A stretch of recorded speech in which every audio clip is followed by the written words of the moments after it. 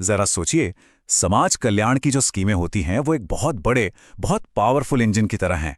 एक ऐसा इंजन जो लाखों लोगों तक मदद पहुंचाने का काम करता है।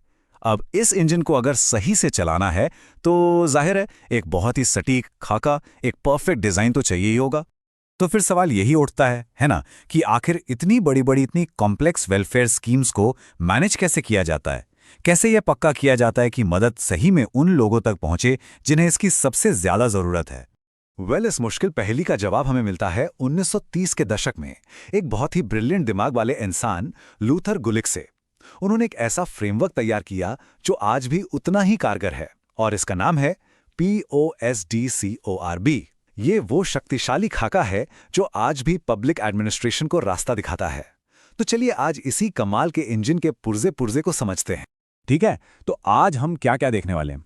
सबसे पहले हम समझेंगे कि समाज कल्याण का ये इंजन है क्या। फिर POSDCORB का एक छोटा सा इंट्रोडक्शन लेंगे। उसके बाद प्रशासन के जो 7 स्तंभ हैं उन पर बात करेंगे।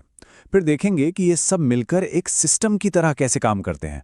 और आखिर में ये जानना भी तो जरूरी है कि ये सब इतना अनिवार्य क्यों है। तो POSDCORB आखिर ये है क्या? असल में ये 7 बहुत ही मजबूत पिलर्स यानी स्तंभों का एक कॉम्बिनेशन है, और ये बस अलग अलग काम नहीं है, नहीं, बल्कि ये एक बहुत ही एफिशिएंट एडमिनिस्ट्रेटिव मशीन के आपस में जुड़े हुए हिस्से हैं। तो चलिए एक एक करके इन सभी पिलर्स को जरा गौर से देखते हैं। सबसे पहले आता है पी यानी प्लानिंग, मतलब योजना बनाना।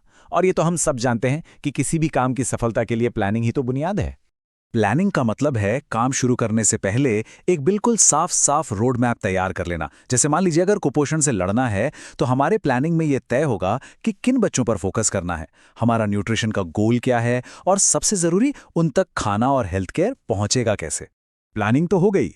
अब आते हैं दूसरे पिलर पर, ओ यानी ऑर्गेनाइजिंग या संगठन बनाना। यही है जो हमारी योजना को असलियत में एक ढांचा देता है। ऑर्गेनाइजिंग में क्या होता है, यहां पर हम प्लान को लागू करने के लिए एक फॉर्मल स्ट्रक्चर बनाते हैं। मतलब काम को छोटे छोटे हिस्सों में अलग अलग डिपार्टमेंट्स में बांट दिया जाता है, और ये भी बिल्कुल साफ कर दिया जाता है कि कौन क्या काम करेगा, किसकी क्या जिम्मेदारी होगी। अब आता है तीसरा और बहुत ही जरूरी पिलर, एस यानी स्टाफिंग, मतलब कर्मचारियों की नियुक्ति। इसका मतलब बहुत सीधा है, सही काम के लिए सही इंसान को चुनना। अगर हम सोशल वेलफेयर की बात करें तो इसका मतलब हुआ कि सही सोशल वर्कर्स, डॉक्टर्स, एडमिनिस्ट्रेटर्स, ऐसे लोगों को भर्ती करना और फिर उन्हें जरूरी ट्रेनिंग भी देना। चौथा पिलर है डी, डायरेक्टिंग यानी निर्देशन देना। यही वो चीज है जो पूरे प्रोजेक्ट को सही रास्ते पर रखती है। देखिए, ये एक लगातार चलने वाला प्रोसेस है, लीडरशिप का, फैसले लेने का। एक एडमिनिस्ट्रेटर जो है वो अपनी टीम को लगातार ऑर्डर और इंस्ट्रक्शंस देता रहता है। क्यों?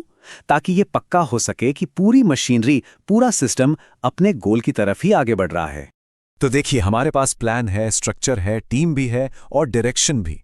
लेकिन अब ये पक्का करना होगा कि ये सब एक साथ मिलकर काम करें, तालमेल के साथ। और यहीं पर आता है हमारा 5वां पिलर, को यानी कोऑर्डिनेटिंग या समन्वय। कोऑर्डिनेशन बहुत बहुत ही जरूरी है, ताकि अलग अलग डिपार्टमेंट्स आपस में टकराएं नहीं, बल्कि मिलकर काम करें। यह पक्का करता है कि हेल्थ, एजुकेशन, फाइनेंस, सरकार के सारे विभाग एक साथ एक सुर में काम कर रहे हैं। अगला छठा पिलर है आर यानी रिपोर्टिंग। और यह क्यों जरूरी है? क्योंकि यही तो ट्रांसपेरेंसी और अकाउंटेबिलिटी यानी पारदर्शिता और जवाबदेही लाता है। रिपोर्टिंग का सीधा सा मतलब है जो भी काम हुआ है उसका पूरा रिकॉर्ड रखना और अपने से ऊपर के अधिकारियों को, सुपरवाइजर्स को इन्फॉर्म करना। इससे क्या होता है?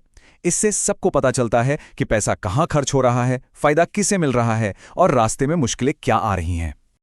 और अब आखिरी लेकिन शायद सबसे जरूरी पिलर, वो पिलर जो पूरे ऑपरेशन को एनर्जी देता है, फ्यूल देता है, और वो है बी यानी बजटिंग। ये तो बिल्कुल साफ है ना, कि बिना एक अच्छे बजट के कोई भी सोशल सर्विस चल ही नहीं सकती। बजटिंग में सब कुछ आता है, पैसों का मैनेजमेंट, इनकम और खर्चों का हिसाब किताब लगाना, और सबसे जरूरी ये पक्का करना कि पैसा सही जगह और ईमानदारी से खर्च हो रहा है। तो अब तक हमने इन सारे पिलर्स को अलग अलग तो समझ लिया। अब देखते हैं कि ये सब एक साथ मिलकर एक डायनामिक सिस्टम की तरह काम कैसे करते हैं। सबसे दिलचस्प बात यह है कि POSD CORB सिर्फ 7 अलग-अलग कामों की एक लिस्ट नहीं है। नहीं, इसे एक चलते फिरते सांस लेते हुए सिस्टम की तरह समझिए। ये वही इंजन है जिसकी हमने शुरुआत में बात की थी, जहां हर गियर, चाहे वो प्लानिंग हो, स्टाफिंग हो या बजटिंग, हर गियर को एक दूसरे के साथ परफेक्टली फिट होना पड़ता है, तभी मशीन चलेगी। एक भी गियर खराब हुआ तो पूरी की पूरी मशीन ठप हो जाती है। तो अब असली सवाल पर आते हैं, आखिर ये सब इतना जरूरी है क्यों? इस ब्यूरोक्रेटिक थ्योरी की असलियत में क्या अहमियत है? तो बात यह है कि POSD कॉर्ब सिर्फ किताबों में पढ़ने वाली चीज नहीं है। जब इसे सही तरीके से लागू किया जाता है ना, तो इसके 3 बहुत ही पावरफुल नतीजे निकलते हैं। एडमिनिस्ट्रेशन सिस्टमैटिक हो जाता है, कामकाज में ट्रांसपेरेंसी आती है और पूरा अप्रोच रिजल्ट ओरिएंटेड बन जाता है। सीधी भाषा में कहें तो ये गड़बड़ी को व्यवस्था में, धुंधलेपन को जवाबदेही में और ढीले ढाले काम को असरदार काम में बदल देता है। और आखिर में ये बात हमें हमेशा याद रखनी चाहिए कि POSDCORB सिर्फ एक थ्योरी नहीं है, ये एक जिम्मेदारी है। क्योंकि जैसा कि कहा गया है, यदि इनमें से एक भी कड़ी कमजोर होती है तो समाज के अंतिम व्यक्ति तक सहायता पहुंचाना मुश्किल हो जाता है। और यही बात हमें बार बार याद दिलाती है कि एक एफिशिएंट पब्लिक एडमिनिस्ट्रेशन कितना जरूरी है।